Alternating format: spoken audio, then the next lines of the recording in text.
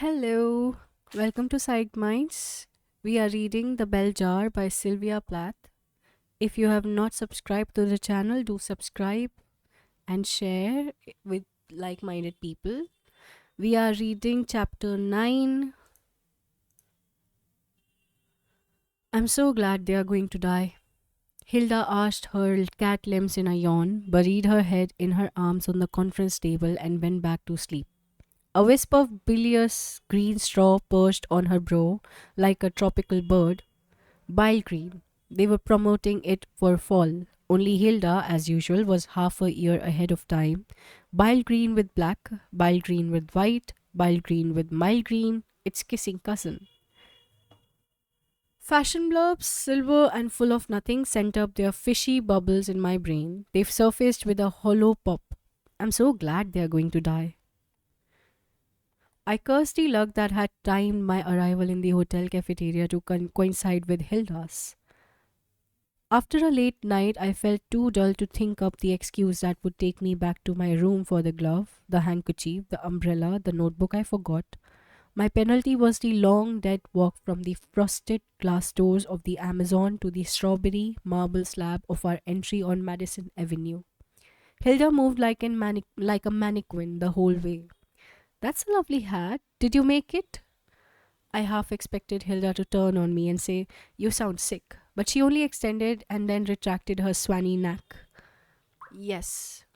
The night before, I had seen a play where the heroine was possessed by a dye book, and when the dye book spoke from her mouth, its voice sounded so cavernous and deep you couldn't tell whether it was a man or a woman. Well, Hilda's voice sounded just like the voice of that dye book.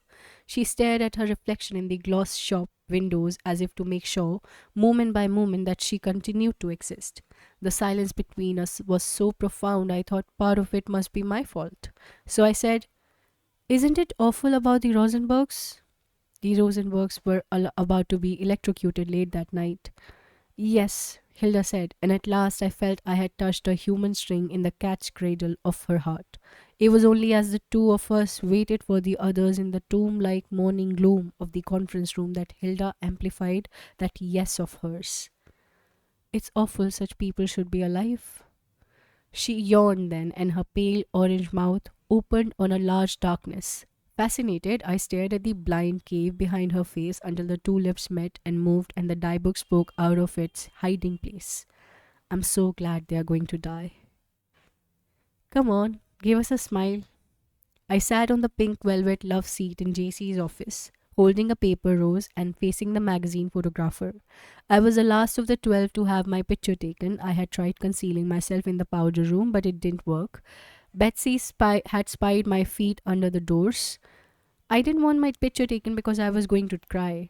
I didn't know why I was going to cry, but I knew that if anybody spoke to me or looked at me too closely, the tears would fly out of my eyes and the sobs would fly out of my throat, and I would cry for a week.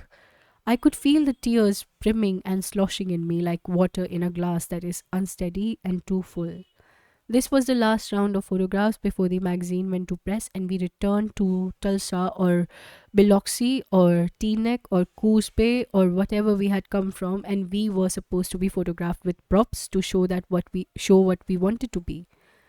Betsy had an ear of corn to show she wanted to be a farmer's wife, and Hilda held the bald, faceless head of a hat maker's dummy to show how she wanted to be. She wanted to design hats, and Doreen held a gold embroidered sari to show she wanted to be a social worker in India. She didn't really, she told me she only wanted to get her hands on a sari. When they asked me what I wanted to be, I said I didn't know. "Oh, sure, you know," the photographer said. "She wants," said JC wittily, "to be everything." I said I wanted to be a poet. Then they scouted about for something for me to hold. JC suggested a book of poems, but the photographer said no, that was too obvious. It should be something that showed what inspired the poems. Finally, JC unclipped the single long stemmed paper rose from her latest hat. The photographer fiddled with his hot white lights. "Show us how happy it makes you to write a poem." I stared through the frieze of rubber plant leaves in JC's window to the blue sky beyond. A few stagey cloud puffs were traveling from right to left. I fixed my eyes on the largest cloud as if when it passed out of sight, I might have the good luck to pass with it. I felt it was very important to keep the line of my mouth level. Give us a smile.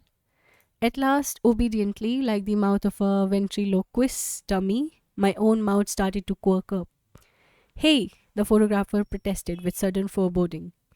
You look like you are going to cry. I couldn't stop. I buried my face in the pink velvet facade of JC's love seat, and with immense relief, the salt tears and miserable noises that had been prowling around in me all morning burst out into the room. When I lifted my head, the photographer had vanished. JC had vanished as well. I felt limp and betrayed, like the skin shed by a terrible animal. It was a relief to be free of the animal, but it seemed to have taken my spirits with it, and everything else it could lay its paws on. Paws on. I fumbled in my pocketbook for the gilt compact with the mascara and the mascara brush and the eyeshadow and the three lipsticks and the side mirror. The face that peered back at me seemed to be peering from the grating of a prison cell after a prolonged beating. It looked bruised and puffy and all the wrong colors. It was a face that needed soap and water and Christian tolerance. I started to paint it with small heart. JC breezed back after a decent interval with an armful of manuscripts. They will amuse you, she said. Have a good read. Every morning, a snowy avalanche of manuscripts swelled the dust grey piles in the office of the fiction editor. Secretly, in studies and attics and schoolrooms all over America, people must be writing. Someone or other finished a manuscript every minute. In 5 minutes, that would be 5 manuscripts stacked on the fiction editor's desk. Within the hour, there would be 60, crowding each other onto the floor. And in a year, I smiled, seeing a pristine, imaginary manuscript floating in midair with Esther Greenwood typed in the upper right hand corner. After my month on the magazine, I had applied for a summer school course with a famous writer where you sent in the manuscript of a story and he read it and said whether you were good enough to be admitted into his class. Of course, it was a very small class, and I had sent in my story a long time ago and hadn't heard from the writer yet, but I was sure I would find the letter of acceptance waiting on the mail table at home. I decided I would surprise JC and send in a couple of the stories I wrote in this class under a pseudonym. Then one day the fiction editor would come into JC personally and plop the stories down on her desk and say, here's something a cut above the usual, and JC would agree and accept them and ask the author to lunch, and it would be me. Honestly, Doreen said, this one will be different. Tell me about him, I said stonily. He's from Peru. They are squat, I said. They're ugly as Aztecs. No, sweetie. I've already met him. We were sitting on my bed in a mess of dirty cotton dresses and laddered nylons and grey underwear, and for 10 minutes, Doreen had been trying to persuade me to go to a country club dance with a friend of somebody Lenny knew, which she insisted was very different thing from a friend of Lenny's. But as I was catching the 8 o'clock train home the next morning, I felt I should make some attempt to pack. I also had a dim idea that if I walked the streets of New York by myself all night, something of the city's mystery and magnificence might rub off on to me at last. But I gave up. It was becoming more and more difficult for me to decide to do anything in those last days. And when I eventually did decide to do something, such as packing a suitcase, I only dragged all my grubby, expensive clothes out of the bureau and the closet and spread them on the chair and the bed and the floor and then sat and stared at them, utterly perplexed. They seemed to have a separate mullish identity of their own that refused to be washed and folded and stowed. It's these clothes, I told Doreen. I just can't face these clothes when I come back. That's easy. And in her beautiful one-track way, Doreen started to snatch up slips and stockings and the elaborate strapless bra full of steel springs, a free gift from the Primrose Corset Company, which I had never had the courage to wear, and finally, one by one, the sad array of queerly cut $40 dresses. Hey, leave that one out. I'm wearing it. Doreen extricated a black scrap from her bundle and dropped it in my lap. Then, snowballing the rest of the clothes into one soft conglomerate mass, she stuffed them out of sight under the bed. Doreen knocked on the green door with the gold knob. Scuffling and a man's laugh. Cut short, sounded from inside. Then a tall boy in shirt sleeves and a blonde crew cut inched the door open and peered out. Baby! He roared. Doreen disappeared in his arms. I thought it must be the person Lenny knew. I stood quietly in the doorway in my black sheath and my black stole with a fringe, yellower than ever but expecting less. I am an observer, I told myself as I watched Doreen being handed into the room by the blonde boy to another man who was also tall but dark with slightly longer hair. This man was wearing an immaculate white suit, a pale blue shirt, and yellow satin tie with a bright stick pin. I couldn't take my eyes off that stick pin. A great white tie seemed to shoot out of it, illumining the room. Then the light withdrew into itself, leaving a dewdrop on a field of gold. I put one foot in front of the other. That's diamond, somebody said, and a lot of people burst out laughing. My nail tapped a glassy facet. Her first diamond.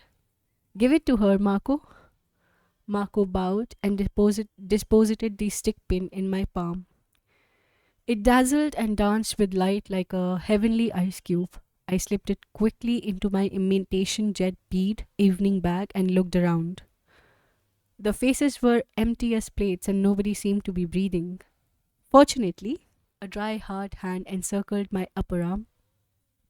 I am escorting the lady for the rest of the evening. Perhaps the spark in Marco's eyes extinguished and they went blank. Went black. I shall perform some small service. Somebody laughed, worthy of a diamond. The hand round my arm tightened. Ouch! Marco removed his hand. I looked down at my arm.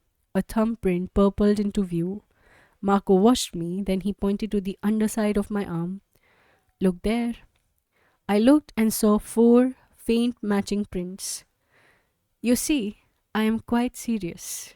Marco's small flickering smile reminded me of a snake I had teased in the bronze zoo. When I tapped my finger on the stout cage glass, the snake had opened its clockwork jaw and seemed to smile. Then it struck and struck and struck at the invisible pain till I moved off. I had never met a woman hater before. I could tell Marco was a woman hater because in spite of all the models and TV starlets in the room that night, he paid attention to nobody but me. Not out of kindness or even curiosity, but because I had happened to be dealt to him, like a playing card in a pack of identical cards. A man in the country club band stepped up to the mic and started shaking these seed pod rattles that meant South American music. Marco reached for my hand, but I hung on to my 4th daiquiri and stayed put. I had never had a daiquiri before. The reason I had a daiquiri was because Marco ordered it for me and I felt so grateful he hadn't asked what sort of drink I wanted that I didn't say a word. I just drank one daiquiri after another. Marco looked at me. No, I said. What do you mean no? I can't dance to that kind of music. Don't be stupid. I want to sit here and finish my drink. Marco bent towards me and with a tight smile, and in one swoop my drink took wings and landed in a potted palm. Then Marco gripped my hand in such a way I had to choose between following him onto the floor or having my arm torn off. It's a tango, Marco maneuvered me out among the dancers. I love tangos. I can't dance. You don't have to dance, I'll do the dancing. Marco hooked an arm around my waist and jerked me up against his dazzling white suit. Then he said, Pretend you are drowning. I shut my eyes, and the music broke over me like a rainstorm. Marco's legs slid forward against mine, and my legs slid back, and I seemed to be riveted to him, limb for limb, moving as he moved, without any will or knowledge of my own. And after a while I thought, it doesn't take 2 to dance, it only takes 1. And I let myself blow and bend like a tree in the wind. What did I tell you? Marco's breath scorched my ear. You're a perfectly respectable dancer. I began to see why women haters could make such fools of women. Women haters were like gods, invulnerable and chock full of power. They descended and then they disappeared. You could never catch one. After the South American music, there was an interval. Marco led me through the French doors into the garden. Lights and voices spilled from the ballroom window, but a few yards beyond, the darkness drew up its barricade and sealed them off. In the infinite, infinitesimal glow of the stars, the trees and flowers were strewing their color or cool odor. There was no moon. The box hedges shut behind us. A deserted golf course stretched away towards a few hilly chumps of trees, and I felt the whole desolate familiarity of the scene, the country club and the dance and the lawn with its single cricket. I didn't know where I was, but it was somewhere in the wealthy suburbs of New York. Marco produced a slim cigar and a silver lighter in the shape of a bullet. He set the cigar between his lips and bent over the small flare. His face, with its exaggerated shadows and planes of light, looked alien and pained, like a refugee's. I watched him. Who are you in love with? I said then. For a minute, Marco didn't say anything. He simply opened his mouth and breathed out a blue, vaporous ring. Perfect, he laughed. The ring widened and blurred, ghost pale on the dark air. Then he said, I'm in love with my cousin. I felt no surprise. Why don't you marry her? Impossible. Why? Marco shrugged. She's my first cousin. She's going to be a nun. Is she beautiful? There's no one to touch her. Does she know you love her? Of course. I paused. The obstacle seemed unreal to me. If you love her, I said, you'll love somebody else someday. Marco dashed his cigar underfoot. The ground soared and struck me with a soft shock. Mud squirmed through my fingers. Marco waited until I half rose. Then he put both hands on my shoulder and flung me back. My dress. Your dress? The must oozed and adjusted itself to my shoulder blades. Your dress. Marco's face lowered cloudily over mine. A few drops of spit stuck my lips. Your dress is black, and the dirt is black as well. Then he threw himself face down as if he would grind his body through me and into the mud. It's happening, I thought. It's happening. If I just lie here and do nothing, it will happen. Marco set his teeth to the strap at my shoulder and tore my sheath to the waist. I saw the glimmer of bare skin like a pale veil separating two bloody-minded adversaries. Slut. The word hissed by my ear. Slut. The dust cleared and I had a full view of the battle. I began to writhe and bite. Marco weighed me to the earth. Slut! I gouged at his leg with the sharp heel of my shoe. He turned, fumbling for the hurt.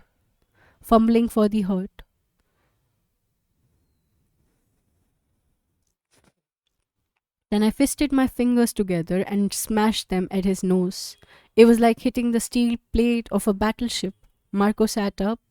I began to cry. Marco pulled out a white handkerchief and dabbed his nose. Blackness like ink spread over the pale cloth. I sucked at my salty knuckles. I want Doreen. Marco stared off across the golf links. I want Doreen. I want to go home. Sluts. All sluts. Marco seemed to be talking to himself. Yes or no, it's all the same. I poked Marco's shoulder. Where is Doreen? Marco snorted. Go to the parking lot. Look in the backs of all the cars. Then he spun around. My diamond? I got up and retrieved my stole from the darkness. I started to walk off. Marco sprang to his feet and blocked my path. Then deliberately, he wiped his finger under his bloody nose and with 2 strokes stained my cheeks. I have earned my diamond with his blood. Give it to me.